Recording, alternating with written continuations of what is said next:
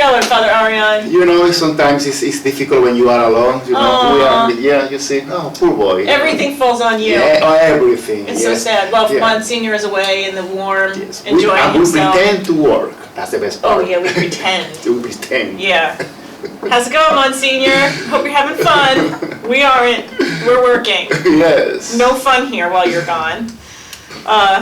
But anyway, speaking of work and all the junk that we've been doing, today is a blood drive, which we have not had to be doing, but Frank did.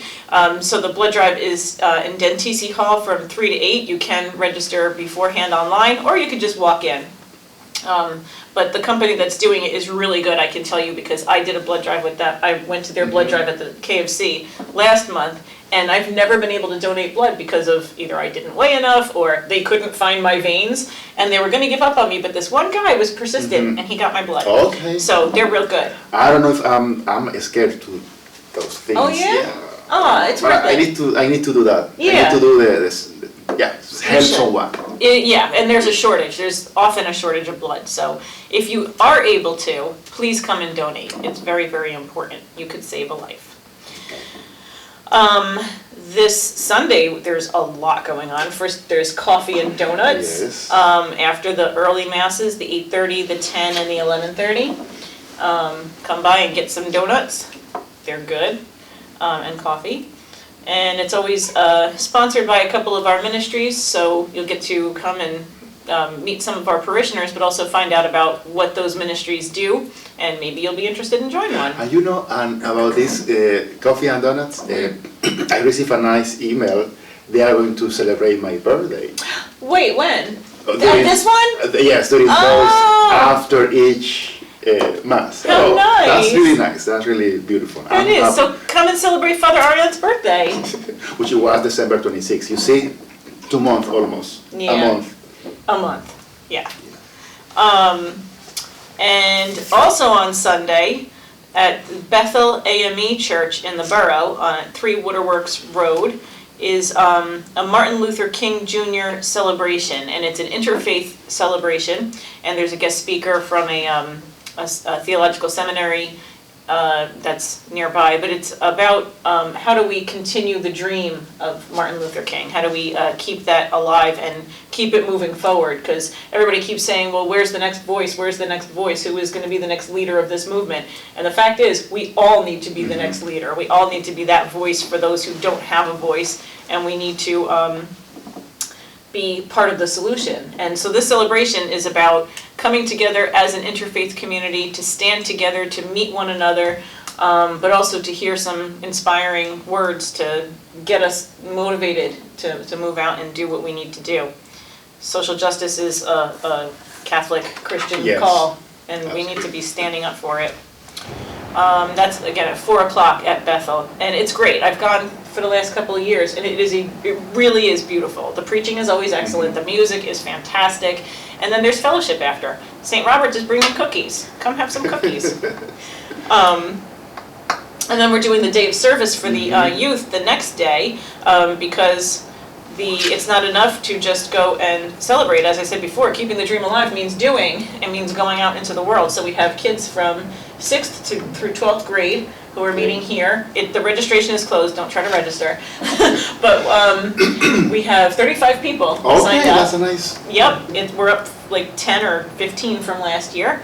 And we're going to go out to various service sites and start with a prayer, and then we're doing a blessing bag brigade event, and then the kids are going to go out and do a service in local charities, and then they're going to come back and we're going to pray again. And then, actually, before we pray again, they're going to eat lunch together and talk about the service that they did and how it affected them, what it meant to them. And then we're gonna have a prayer service, and then they go home. So it's a great day. We did it once before last year. It was called for weather, even though nothing happened, and now we're gonna do it again this year. So, and then next week is the March for Life. But before that is the Mass for Life the night before. On Thursday, I have the Mass at 7:30 in the chapel. And Thursday, what day is Thursday? The 23rd. 23rd, 7:30 in the chapel. The Mass for the March of Life. Yeah, and it's for the people who are going on the march, but I'm sure as long as there's room, anybody can attend. Anybody can attend, yes. Yeah.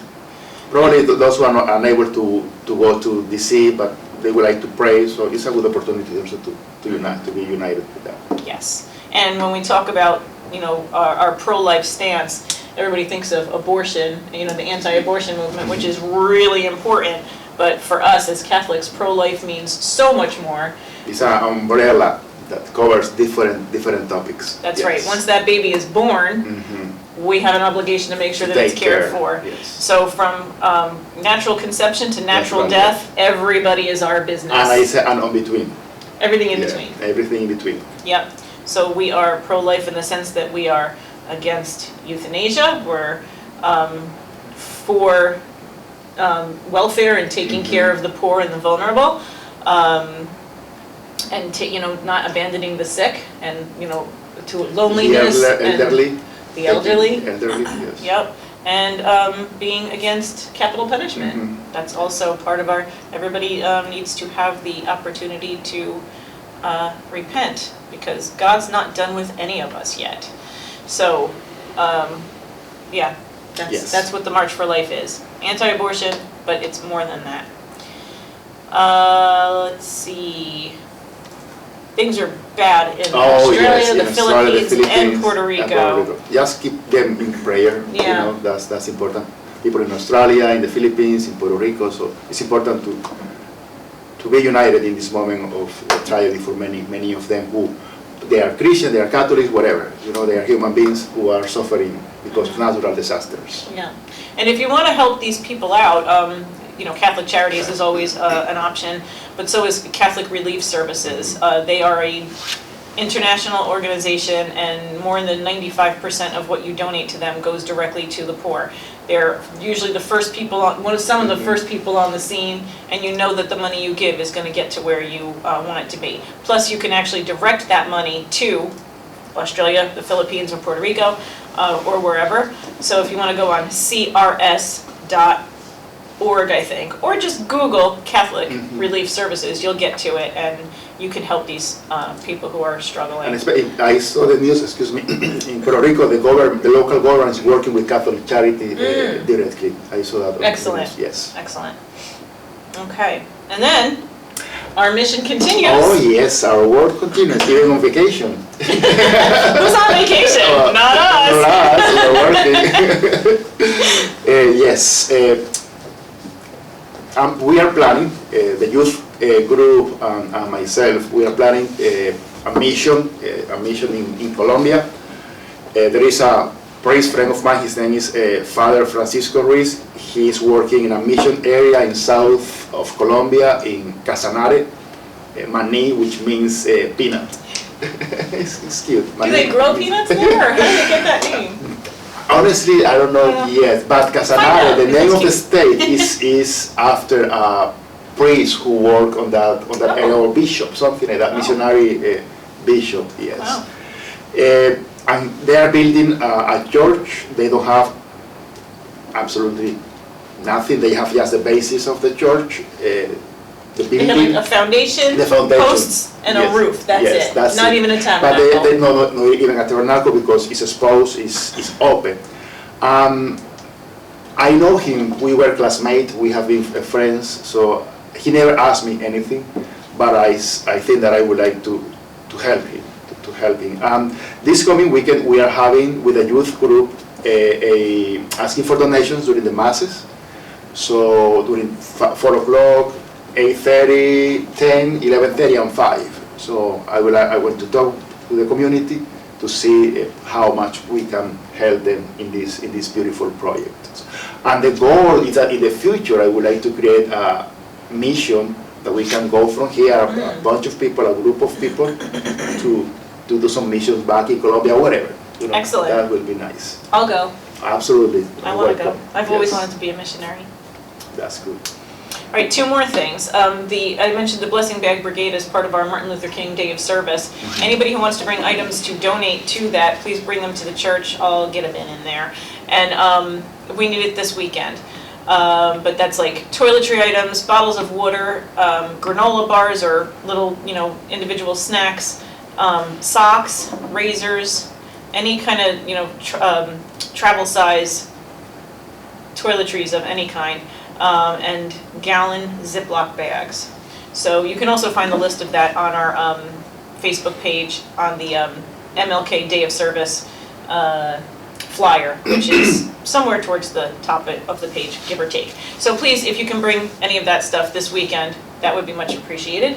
And the other thing is registration for the Children of Abraham potluck dinner at Temple Sherry Emeth is ongoing. There's an ad for that on our Facebook page as well. You can register online to attend, but registration is required. But please consider coming to that. I know we've been plugging it a lot, but it's of great value to Monsignor, and he wanted us to plug it.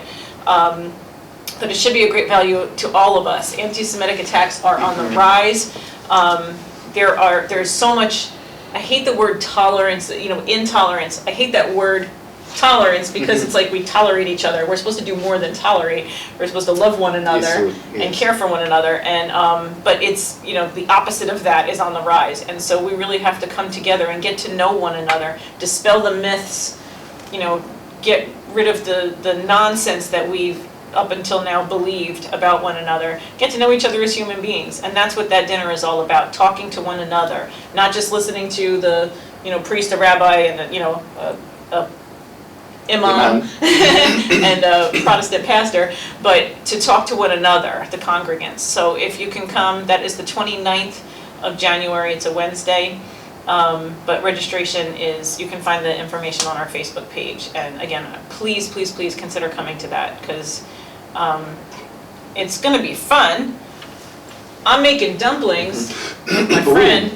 We're bringing dumplings. That's going to be cool. But besides that, it's just a really nice opportunity to talk to one another. I don't know why.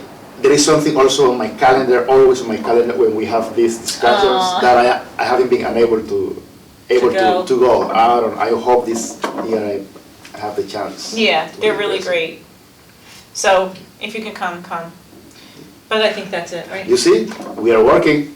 Yeah, we're working. That's good. Monsignor cannot accuse us of any, not that he ever does, but we're working hard. That's wonderful. And we're happy doing that. Yeah, absolutely. That's the best part. Yeah, we love our work. Enjoy it. Yeah. All right. So we'll see you all this weekend. God bless. God bless.